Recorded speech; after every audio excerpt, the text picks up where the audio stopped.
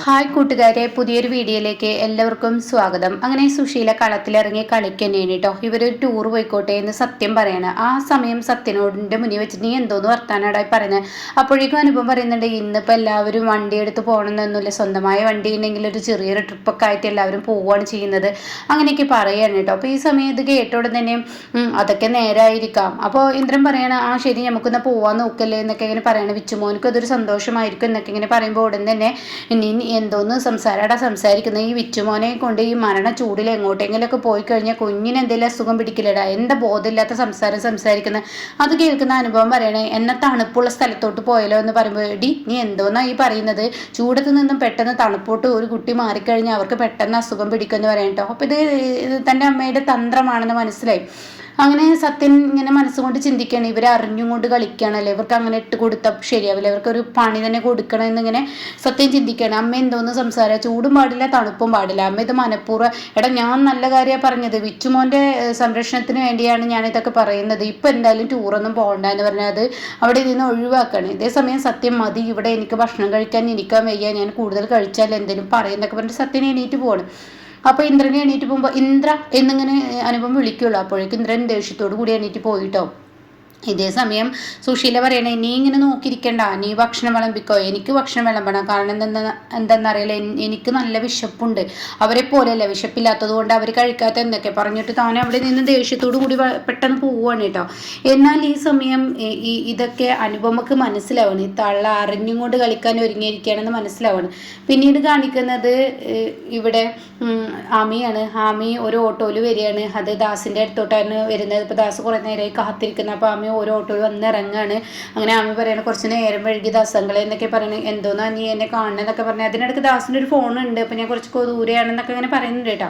അപ്പോൾ ഈ സമയം ഉടനെ തന്നെ പറയണത്, എന്താണ് നീ പറയുന്നത്, എന്തിനാ നീ എന്നെ കാണണമെന്ന് പറഞ്ഞത്. അതായത് രഘുവായിട്ട് എന്നെ കാണാൻ വേണ്ടി വന്നിരുന്നു. പിന്നീട് അവിടെ നടന്ന സംഭവങ്ങൾ പറഞ്ഞു കൊടുക്കണം. അതായത് രഘുവിന് യാതൊരുവിധ സമാധാനവും കിട്ടുന്നില്ല, 25 ലക്ഷവുമായി നീ നാട് വിടണമെന്നും അത് പറയുന്നത് കാര്യങ്ങളും ഒക്കെ ഇങ്ങനെ പറഞ്ഞു കൊടുക്കുകയാണ് കേട്ടോ. അപ്പോൾ ഇതൊക്കെ കേൾക്കുന്ന ദാസ് പറയണേ, ഇവൻ എന്തറിഞ്ഞിട്ടാണ് ഈ കളിക്കാൻ ഒരുങ്ങുന്നത്, ഇവന് മനഃപൂർവ്വം കുടുംബത്തെ സമാധാനം കളയാൻ പോവുകയാണ്, ഇവൻ ഇങ്ങനെയൊക്കെ ചെയ്ത് കഴിഞ്ഞാൽ മുന്നും പിന്നെ ഓരോ നോക്കാതെ ചെയ്ത് കഴിഞ്ഞാൽ പിന്നീട് ഉണ്ടാകുന്ന ഭവിഷ്യത്ത് അവനെ അറിയില്ല, മറ്റുള്ളവരെങ്കിലും കുരുത്തി കൊടുക്കുന്ന ഒരു പ്രവൃത്തിയാണ് ചെയ്യുന്നതെന്നൊക്കെ പറയുമ്പോൾ ആവി പറയാൻ ശരിയാണ്, എനിക്കും അറിയാം, അതുകൊണ്ട് തന്നെയാണ് ഞാൻ ഇക്കാര്യം പറഞ്ഞത്, ദാസങ്ങളിനെ കാണാൻ വന്നത്, എനിക്ക് തന്ന 25 ലക്ഷം രൂപയുടെ ചെക്ക് ഇതാന്നൊക്കെ പറഞ്ഞിട്ട് കൊടുക്കണം. ശരി, ഞാനിത് എന്തായാലും അവനിൽ തിരികെ കൊടുത്തോളാം, ഞാൻ കൊടുത്ത വാങ്ങില്ലെന്നത് കൊണ്ടാണ് ഞാനിത് വാങ്ങിച്ചതെന്നൊക്കെ പറയുന്നത്. ശരി ആയിക്കോട്ടെ, നീ പൊയ്ക്കോപ്പോൾ തൽക്കാലം ഞാൻ അവിടെ നിന്ന് പൊയ്ക്കോ എന്നൊക്കെ പറഞ്ഞു വിടുകയാണ്. എന്നിട്ട് പറയണേ, നീ അവൻ്റെ സഹായം ഇനി മേലിൽ സ്വീകരിക്കരുത് എന്നൊക്കെ പറയുന്നുണ്ട് കേട്ടോ.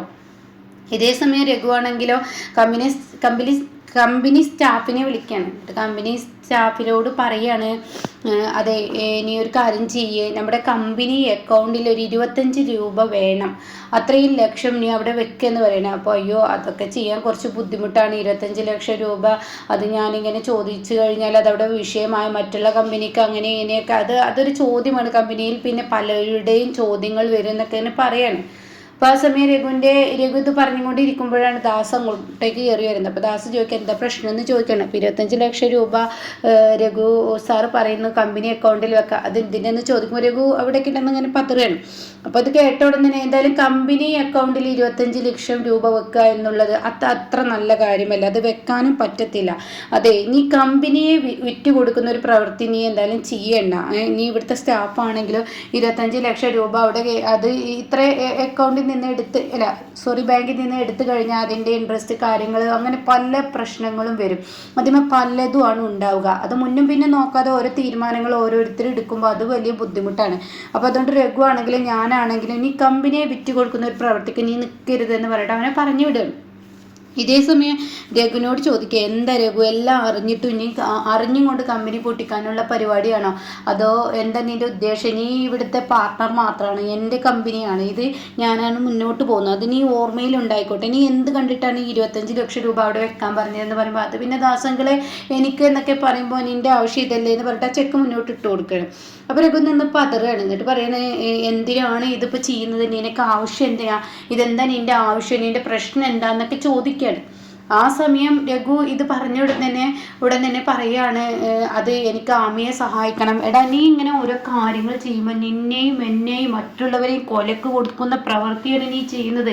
അത് നീ ചിന്തിക്കുന്നില്ല. അവളുടെ കയ്യിൽ 25 ലക്ഷം രൂപ എത്തിക്കഴിഞ്ഞാൽ നമ്മൾ കൊലക്ക് കൊടുക്കേണ്ട ആ ഒരു അവസ്ഥയാണ്. നീ എന്താ ഇങ്ങനെ ആവുന്നത്? നിന്റെ പെരുമാറ്റം എന്താ ഇങ്ങനെ? നീ ഒരു കാര്യം ചിന്തിച്ചോ? നീ 1 രൂപ പോലെ ഇനി കമ്പനിയിൽ എടുത്തു കഴിഞ്ഞാൽ ചോദ്യം വരും. കാരണം ഇത് എൻ്റെ കമ്പനിയാണ്, നീ പാർട്ട്ണർ എന്ന് മാത്രമേ ഉള്ളൂ. നീ ഓരോ കാര്യങ്ങൾ ചെയ്യുമ്പോൾ എന്നോട് ചോദിച്ചിട്ട് വേണം ചെയ്യാൻ. അത് പലവട്ടം നിന്നോട് ഞാൻ പറഞ്ഞിട്ടുണ്ട്.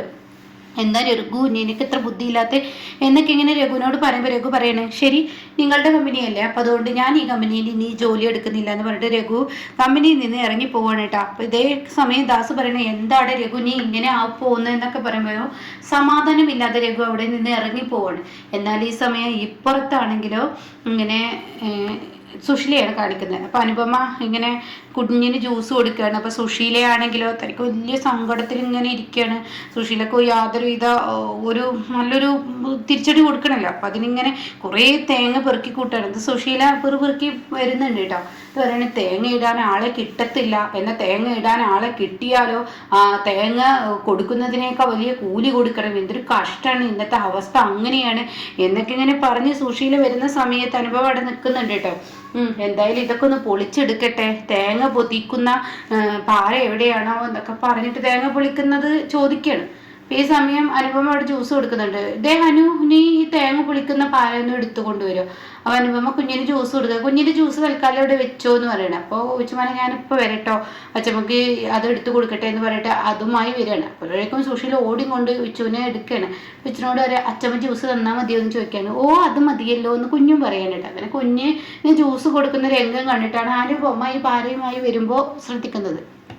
അനുപമ ഈ തള്ള അറിഞ്ഞും കൊണ്ട് എനിക്കിട്ട് പണിയാനുള്ള പരിപാടിയാണെന്ന് തോന്നുന്നു എന്നിങ്ങനെ അനുപമ ചിന്തിക്കുന്നുണ്ട് കേട്ടോ. അപ്പോൾ ഈ സമയം അനുപമ ഇതിങ്ങനെ ചിന്തിക്കുമ്പോൾ ഉടൻ തന്നെ സുശീല പറയണത്, എന്താ അനു നീ ഇങ്ങനെ നോക്കി നിൽക്കുന്നത്? അത് കൊണ്ടുവന്നാൽ മാത്രമല്ല അത് പൊളിക്കുക എന്ന് പറയട്ടെ. അപ്പോൾ അനുപമ പറയണത്, ഇത്രയും തേങ്ങയോ, എന്തിനാ ഇത്രയും തേങ്ങ പൊളിക്കുന്നത്? നമുക്ക് കറിക്കൊക്കെ ആവശ്യമില്ല, അത് 1-2 തേങ്ങ പോരെ? ആയിരിക്കാം, നീ എന്തായാലും 1-2 തേങ്ങ നീ ഇപ്പോൾ പൊളിച്ചോ, ബാക്കി തേങ്ങ ഞാൻ പൊളിച്ചോളാം. ഇപ്പോൾ കുഞ്ഞാണെങ്കിലോ എന്നെ കണ്ടോട് തന്നെ പറയണ, അച്ഛമ്മേ എനിക്ക് ജ്യൂസ് കുത്തായ അച്ഛമ്മ തന്നാൽ മതി എന്നൊക്കെ പറഞ്ഞു. ഞാൻ പിന്നെ എന്താ ചെയ്യുക? പിള്ള മനസ്സിൽ കള്ളമില്ല എന്നൊക്കെ പറയില്ല, അതുപോലെയാണ്. കുഞ്ഞിന് എന്നോട് ദേഷ്യവും വൈരാഗ്യമൊന്നുമില്ല, നിങ്ങൾക്കൊക്കെ അല്ലേ ഉള്ളൂ. അപ്പോൾ കുഞ്ഞിന് ജ്യൂസ് കൊടുക്കട്ടെ. കണ്ടില്ലേ, ഞാൻ അവന് ജ്യൂസ് കൊടുത്തപ്പോൾ അത് ഫുൾ അവൻ കുടിച്ചു, അതവനെ നന്നായി വിശക്കുന്നത് കൊണ്ടാണ് അവനത് കുടിച്ചതെന്ന് പറയണ്ട. അപ്പോൾ സുശീല പറയാം, ഇനി വേണമെന്ന് ചോദിക്കുക വിച്ചുവിനോട്. അപ്പോൾ വിച്ചു വേണമെന്ന് പറയണേ. അപ്പോൾ അനുപ പറയും, ഞാൻ കൊടുത്തോളാം. ഞാൻ പൊളിക്കുന്നത് കണ്ടാൽ നാട്ടുകാരെന്ത് പറയൂ? ഇവിടെ ഇങ്ങനെ ഒരു സ്ത്രീ ഉണ്ടായിട്ട് ഒരു പ്രായമായ സ്ത്രീയെ കൊണ്ട് തേങ്ങ പൊളിപ്പിക്കുന്നത് പറയില്ലേ? അപ്പൊ അത് ഒഴിവാക്കാൻ ഇനി ഒരു കാര്യം ചെയ്യേ, നീ തന്നെ പൊളിക്കുക എന്നൊക്കെ പറയുന്നു കേട്ടോ. അപ്പൊ ഈ സംസാരം കേൾക്കുമ്പോ മനസ്സിലായി എന്ന ലെവലിൽ നിൽക്കാണ്. അങ്ങനെ എന്തായാലും നീ 2 പൊളിച്ചാൽ മതി, ബാക്കിയൊക്കെ ഞാൻ പൊളിച്ചോളാം എന്ന് പറഞ്ഞിട്ട് വിച്ചുവിനെയും കൊണ്ട് അകത്തോട്ട് ജ്യൂസ് എടുക്കാന്ന് പറഞ്ഞിട്ട് സുശീല പോവാണ്. അനുപമ ഇത് പൊളിക്കുമ്പോൾ തള്ള എനിക്കിട്ട് പണിയാനാണ്. ഓക്കെ, ഇന്ന് തേങ്ങ പൊളിക്കാം, നാളെ തള്ളയുടെ ആ ഒരു ഇതെന്താണെന്ന് ഞാൻ നോക്കട്ടെ. തള്ളയുടെ തലയിൽ ഉദിക്കുന്ന കുനിഷ്ട ബുദ്ധി, അതിനുള്ള മറുപടി നാളെ ഞാൻ കൊടുത്തോളാം, ഇന്നത്തെ ദിവസം വിട്ടേക്കെന്ന് പറയണം. പിന്നീട് കാണിക്കുന്നത് മാഷിനെയാണ്. മാഷ് ഇങ്ങനെ ഉമ്മറത്ത് കാത്തിരിക്കുമ്പോൾ അങ്ങോട്ടേക്ക് അമ്പിളി വരികയാണ്. അപ്പം അമ്പിളി പറയണേ, എന്താ നമ്മുടെ ഇതുവരെ കണ്ടില്ലല്ലോ നമ്മുടെ മഞ്ചാടി, അവൾ ഇന്ന് എത്തുമെന്ന് പറഞ്ഞിട്ട്. അത് തന്നെ മോളെ ഞാനും നോക്കിക്കൊണ്ടിരിക്കുന്നതെന്ന് പറയുമ്പോൾ ഒരു ഓട്ടോ ഇറങ്ങുന്നു കേട്ടോ. അപ്പോൾ ചീരു വന്നിട്ട് പറയണത് അതാ ഒരു ഓട്ടോ വന്നിട്ടുണ്ട്, മഞ്ചാടി തന്നെ ആയിരിക്കും എന്ന് പറയണം. അങ്ങനെ ഇവരെല്ലാവരും നോക്കുമ്പോൾ മഞ്ചാടിയാണ്. അങ്ങനെ മഞ്ചാടി കയറി വരികയാണ്. അപ്പോൾ മഞ്ചാടി ചോദിക്കുകയാണ്, എന്താ മഞ്ചാടി ഇത്രയും നേരം വൈകിയത്? അത് പിന്നെ ബസ്സൊക്കെ കിട്ടാൻ നേരം വൈകിയതാണ്, എന്തായാലും കുഴപ്പമൊന്നുമില്ലല്ലോ, യാത്ര സുഖമായിരിക്കുന്നു, എന്താ ഇവിടുത്തെ വിശേഷങ്ങൾ? ഇവിടുത്തെ വിശേഷങ്ങൾ കുഴപ്പമൊന്നുമില്ല, 12 ദിവസമായി ഞാനിവിടെ നിന്ന് മാറി നിൽക്കുന്ന, ഇവിടുത്തെ വിശേഷങ്ങളൊക്കെ പറയാം. ഇവിടുത്തെ വിശേഷങ്ങൾ എന്താ, അനുവിൻ്റെ കാര്യം ഞാൻ പറഞ്ഞില്ല എന്നൊക്കെ ചീരു അതിനിടക്ക് പറയുന്നുണ്ട് കേട്ടോ. നിങ്ങളാരും വിടരുതായിരുന്നു അനുചേച്ചി, അച്ഛൻ എന്തുകൊണ്ട് അനുചേച്ചി അങ്ങോട്ടേക്ക് വിട്ട്? അനുചേച്ചി ഇനിയും ബുദ്ധിമുട്ടും പീഡനങ്ങളും അനുഭവിക്കേണ്ടി വരും എന്നൊക്കെ ഇങ്ങനെ പറയുമ്പോൾ ഉടൻ തന്നെ പറയണ, അനു ഒരു തീരുമാനം എടുത്തല്ലേ, എന്തായാലും പോട്ടെ എന്നൊക്കെ ഇങ്ങനെ പറയാണ്. പിന്നീട് നിന്റെ വിശേഷം തന്നെ, നിന്റെ ഫ്രണ്ടിൻ്റെ വീട്ടിൽ 2 ദിവസം നിന്നല്ലേ ചോദിക്കുമ്പോൾ ഞാൻ നിന്നു എന്നൊക്കെ ഇങ്ങനെ പറയണേ. എന്തായാലും നീ ഇങ്ങനെ നിൽക്കാതെ പോയി കുളിച്ചിട്ട് പാടി, ബാക്കി വിശേഷം നമുക്ക് പിന്നെ പറയാം, അതുകൊണ്ട് നീ കുളിച്ചു വാ എന്ന് പറഞ്ഞിട്ട് അമ്പിളി അവളെ പറഞ്ഞു വിടുകയാണ്. ഒരു ബാഗ് അമ്പിളി കൊടുക്കുന്നു, ഒരു ബാഗ് ചീര കൊടുക്കുന്നു, 2 പേരും കൂടിയിട്ട് ആ ബാഗൊക്കെ കൊണ്ടുവെക്കണം. പിന്നീട് കാണിക്കുന്നത് രഘുവിനെയാണ്. രഘു കള്ളു കുടിച്ച് 4 കാലിലായിട്ട് ഇവിടെ ആമി താമസിക്കുന്ന ആ ഒരു വീട്ടിലോട്ട് വരികയാണ്. ആമി ആമി എന്ന് പറഞ്ഞിട്ട് ജനലൊക്കെ കൊട്ടുകയാണ്. അപ്പോഴേക്കും ഹോട്ടലിൽ അവിടെ താമസിക്കുന്ന ആ ഒരു ഇതിലെ വാർഡനും അതുപോലെ ആമിയും പുറത്തോട്ട് വരികയാണ്. എന്താ ആരാ എന്നൊക്കെ ചോദിക്കുമ്പോൾ ഞാനാണ് ആമി, നീ എന്നോട് എന്ത് ചതിയാണ് ചെയ്തത്, ഇവള് ചെയ്ത ചതി നിങ്ങൾക്ക് അറിയണമെന്നൊക്കെ ചോദിച്ച് സംസാരിക്കാൻ ഒരുങ്ങുകയാണ് കേട്ടോ. അപ്പോൾ ഇങ്ങനെയൊക്കെയുള്ള ഒരു എപ്പിസോഡാണ് വന്നിരിക്കുന്നത്. അപ്പോൾ രഘു ആകെ പിടിവിട്ട് പോവാണ്. ഈ അനന്തമാഷിനിലോട്ട് സത്യം എത്തുന്ന ആ ഒരു കിടുക്കൻ എപ്പിസോഡാണ് കേട്ടോ നമുക്ക് മുന്നിൽ